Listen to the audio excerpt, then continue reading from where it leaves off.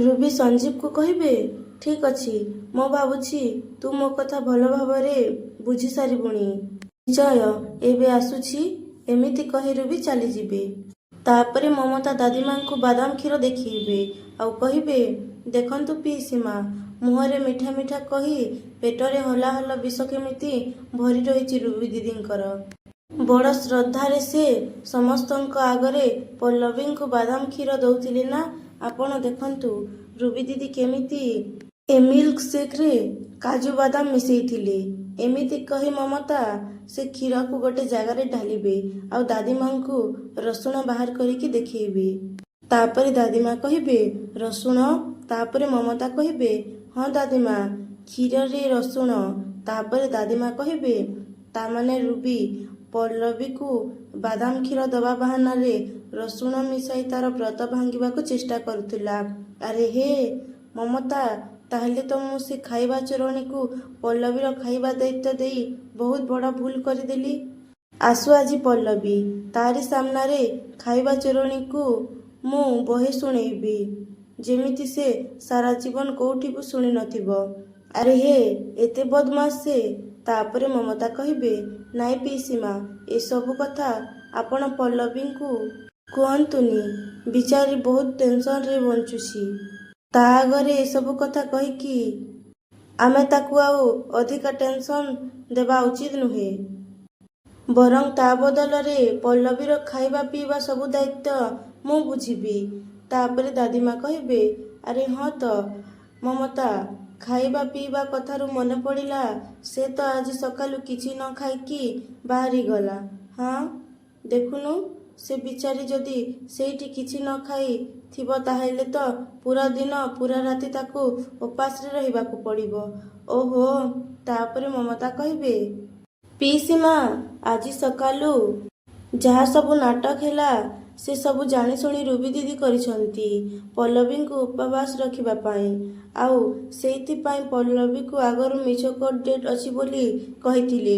ଯେତେବେଳେ ପଲ୍ଲବୀ ଖାଇବାକୁ ବସିଲା ସେତେବେଳେ ଆଜି କୋର୍ଟ ଡେଟ୍ ଅଛି ବୋଲି କହି ତାକୁ କହିଲେ। ଆଉ ସେଇଥିପାଇଁ କାଲି ପଲ୍ଲବୀର କୋର୍ଟ ଟାଇମ୍ ଲେଟ୍ ହେଇଯିବ, ସେଇଥିପାଇଁ ସେ ଖାଇବା ଛାଡ଼ିକି ଚାଲିଗଲା। ପିଇସୀମା, ମୋତେ ଲାଗୁଛି ଏସବୁ ରୁବି ଦିଦିଙ୍କର ଜଣାଶୁଣା ଚାଲ। ତାପରେ ଦାଦିମା କହିବେ, ଆଚ୍ଛା, ତାହେଲେ ଏ କଥା। ତୁ ଦେଖିବୁ ଆଜି ମୁଁ ସେ ଖାଇବା ଚୋରଣୀକୁ ଏମିତି ବୁଦ୍ଧି ଶିଖେଇବି ଯେ ସେ ଜୀବନ ଯାକ ଆଉ ପଲ୍ଲବୀର ପଛେ ପଡ଼ିବନି। ଶୁଣ ମମତା, ମୁଁ ତୋତେ ଯାହା କହିଛି ମନ ଦେଇକିରି ଶୁଣ, ଆଉ ସେ ସବୁ ଜିନିଷ ନେଇକିରି ଆସିବୁ। ଏମିତି କହି ଦାଦିମା ମମତାକୁ ସବୁ ପ୍ଲାନ୍ ଭଲରେ ବୁଝେଇ ଦେବେ। ତାପରେ ମମତା କହିବେ, କିନ୍ତୁ ପିଇସୀମା, ଏସବୁ ତ ଭୁଲ କଥା। ତାପରେ ଦାଦିମା କହିବେ, ଆରେ ରଖ ତୋର ଭୁଲ ବା। ଆରେ ଶାସ୍ତ୍ରରେ ପରା କହିଛି ଯେ କଣଟାକୁ କଣ୍ଟାରେ ପୂରା କରାଯାଏ। ଆରେ ଶୁଣ ମମତା, ଏଇଟା ହେଉଛି କଳିଯୁଗ। ଏ ଯୁଗରେ ଟେଢ଼ା ଲୋକ ସାଙ୍ଗରେ ତମେ ଯଦି ସରଳ ବ୍ୟବହାର କରିଲ ନା, ତାହେଲେ ସେମାନେ ତମକୁ ଜୀବନରୁ ମାରିଦେବେ। ହଁ, ଶୁଣୁ, ମୁଁ ତୋତେ ଯାହା ସବୁ କହିଲି ତୁ ଖାଲି ସେ ସବୁ ଜିନିଷ ମଗା। ତାପରେ ଦେଖ ସେ ଖାଇବା ଚୋରଣୀର ଅବସ୍ଥା ମୁଁ କଣ କରୁଛି। ତାପରେ ମମତା କହିବେ, ଠିକ୍ ଅଛି ପିଇସୀମା। ଏମିତି କହି ମମତା ଘଣ୍ଟାକୁ ଦେଖିବେ ଆଉ ପିଇସୀମାଙ୍କୁ କହିବେ, ପିଇସୀମା, 6ଟା ବାଜିଲାଣି ଏବେ, ସୂର୍ଯ୍ୟ ଅସ୍ତ ସମୟ। ୟା ଭିତରେ ଯଦି ପଲ୍ଲବୀ କିଛି ନ ଖାଏ ତାହେଲେ? ତାପରେ ପଲ୍ଲବୀ ପୋଲିସ ଷ୍ଟେସନରେ ବସିଥିବେ ଆଉ କହିବେ, 6ଟା ହେଇଗଲାଣି। ତାପରେ ସଞ୍ଜୀବ ଆସିବେ ଆଉ କହିବେ, କଣ ହେଇଛି ପଲ୍ଲବୀ, ବହୁତ ଟେନ୍ସ ଜଣାପଡ଼ୁଛ। ତାପରେ ପଲ୍ଲବୀ କହିବେ, ଏକ୍ଚୁଆଲି କୋର୍ଟରେ ଷ୍ଟେଟମେଣ୍ଟ ଦେଲା ପରେ ମୁଁ ସେଠୁ ଚାଲି ଆସିଲି, କିନ୍ତୁ ତାପରେ କଣ ହେଲା କିଛି ବି ଜଣାପଡ଼ୁନି। ଆଦର୍ଶ କି ଆମ ଆଡଭୋକେଟ କେହି ବି ମୋ କଲ୍ ରିସିଭ୍ କରୁନାହାନ୍ତି। ତାପରେ ଆଦର୍ଶ ଆସିବେ। ତାପରେ ପଲ୍ଲବୀ କହିବେ, ଆଦର୍ଶ, ତମେ ଆସିଗଲ? ଜଜ୍ ସାର୍ କଣ କହିଲେ? ସେ ତୁମକୁ ସେଠୁ ଛାଡ଼ିଦେଲେ ତ? ତାପରେ ଆଦର୍ଶ କହିବେ, ତୁମକୁ ମଜାକ ଲାଗିଛି? ହଁ, ମଜାକ ଉଡ଼ାଉଛ ତମେ ମୋର। ସେ ସବୁ ଏଭିଡେନ୍ସ ଭେରିଫାଏ ନ ହେଲା ପର୍ଯ୍ୟନ୍ତ ଜଜ୍ ସାହେବ କହୁଛନ୍ତି ମୁଁ ପୋଲିସ କଷ୍ଟଡି ଭିତରେ ରହିବି। ଏବେ ତ ମୁଁ ଲକଅପ୍ ଭିତରେ ରହିବି। ଏଥର ତମେ ଖୁସି ତ? ତାପରେ ଚିତ୍ତ ଅଙ୍କଲ ଆଦର୍ଶକୁ କହିବେ, ଆପଣ ମ୍ୟାଡାମ ଉପରେ କାହିଁକି ରାଗୁଛନ୍ତି ଆଦର୍ଶ ବାବୁ? ତାପରେ ଆଦର୍ଶ କହିବେ, ରାଗିବିନି ତ ଆଉ କ'ଣ କହିବି? ଚିତ୍ତ ଅଙ୍କଲ ଦେଖନ୍ତୁ, ଏତେ ବଡ଼ ଖୁସିର ଖବର ମୁଁ ତାଙ୍କୁ ଦଉଛି, ହେଲେ ମ୍ୟାଡମ୍ ମୁହଁ ଉଲେଇ ଠିଆ ହେଇଛନ୍ତି। ସେପଟେ ସୂର୍ଯ୍ୟ ବୁଡ଼ିବାକୁ ଲାଗିଲାଣି, ହେଲେ ମ୍ୟାଡମ୍ ଏପର୍ଯ୍ୟନ୍ତ କିଛି ବି ଖାଇନଥିବେ।